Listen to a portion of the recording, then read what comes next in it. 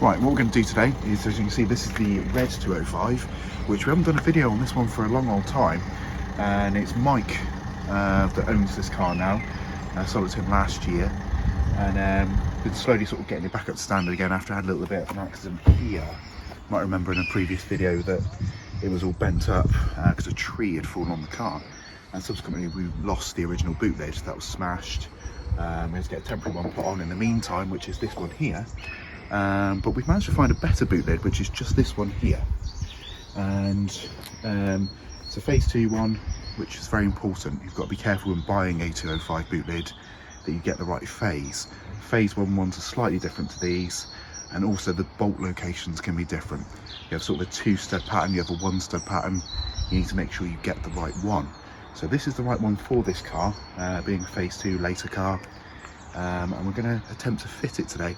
So you can see the British weather is shining down on us, which makes things a little more difficult and a little bit wet, but we'll persevere because that's what we do here. Let's get started, shall we? Take this plastic panel off the back here, just clips that hold it in. 50-50 whether you break them or not, but it looks like we might be able to reuse these ones. So as you get really close to the pins, you're usually alright. Yeah. If you bend it too much, try and yank away. That's it then. So how many did we manage to save there? 1, 2, 3, 4, 5, 6. So pretty much a full house if you take into account that one and that one as well. Look at that, eh? Yeah, brilliant. Reuse those. You can see inside this boot lid that the wiring is somewhat still there. So heat elements, yeah, so the heating elements, we're gonna have to try and take those out if we can, or at least one of them. Yeah, that one there. So that there, that trails through to that there. So we could probably, yeah, undo that like that. So you can just pull these ones out. That's it. Just give it a hard tug. That's in. Right. So now we've got to be careful just to make sure that we get that out. I think that comes out from there. So yeah. Might be one of those where the jacket needs to, this rubber jacket probably has to come off the wiring, and then it pulls straight through here. Trying to undo this as well to get that part out. So I think that's connected. What is that, central locking motor? Or? Oh yeah, that's yeah. So where would this be then? So that chunky boy there. So would it be on this side? Yeah, we'll have to find where that connects to. And sure, there's probably a hidden piece of wiring just up in here somewhere for that.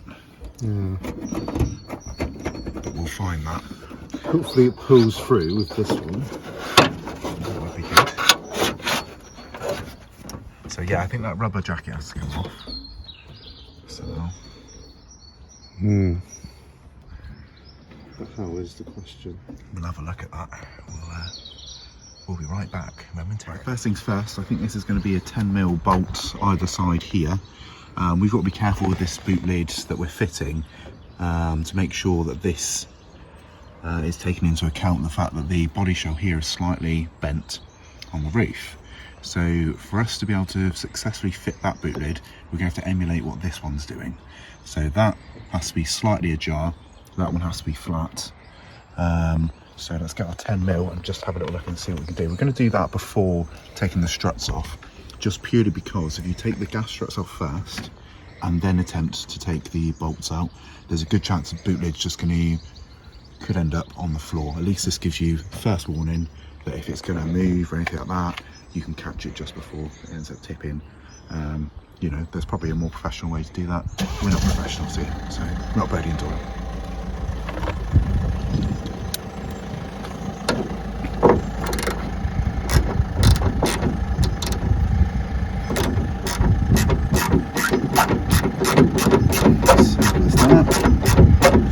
Take into account that we've got here a screen wash pipe which comes down to here, so that might need to be fed through the boot lid, which would then eventually go into a hole that has a nozzle on it for when the rear screen jet works.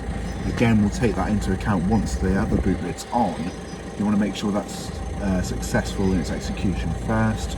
Obviously, you don't want to go ahead and do all the wiring bits and pieces and such like if the boot lid isn't right for the car.